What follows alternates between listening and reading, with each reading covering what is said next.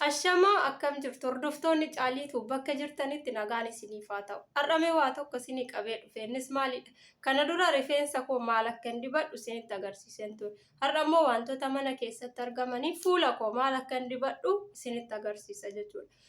Wanta mana keenya keessatti argamu wantoota sasalphaadhaan jechuudha. Kireemiiwwan garaagaraa wanta boru fuula keenya miidhu osoo hin ta'in wanta sasalphaadhaan shamarran mana keenya keessatti fuula keenya bareeffachuu ni dandeenya jechuudha. Isa kana qofa osoo hin ta'in wanta biraallee isinitti himuu ni danda'a.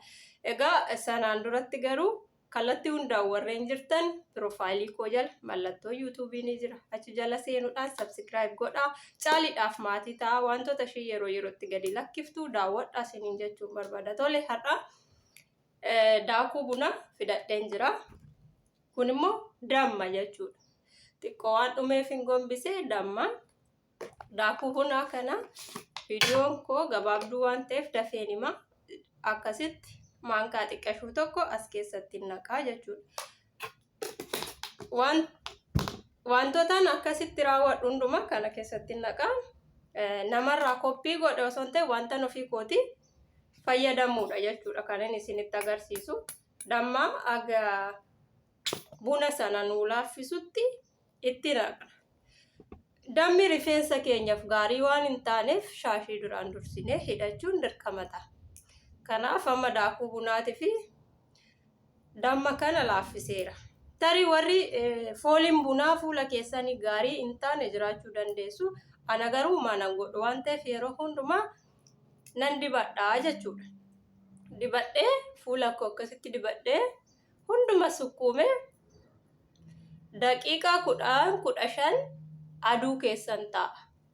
Aduu keessa taa'ee haala kanaatiin waliin ga'ee sukkuumee sana booda nan dhiqadhaa jechuudha. Saamunaan fuula koo itti fayyadamuun nan dhiqadhaa. Nan sukkuuma hagan aduu keessaa ka'utti aduu keessatti nan sukkuuma. Haala bareedaadhaan fuula koo naa bareechaa daaraa waan argeen dibadhuu jechuudha. Kanaaf wantoota biraallee abukaadoo nan dibadhaa. Muuzii erga nyaadhee ka'een boodatti qola muuzii nan sukkuuma fuula kootti daqiiqaa muraasaaf nan teessisa. Akkasitti fuula keessan isinii bareecha sirriitti. Ana garuu naa tasmaama'eera jechuudha. Akkasitti aduu keessa aga daqiiqaa 10-15 aduu keessa teessu dabbasaa keessan qofa of eeggannoo.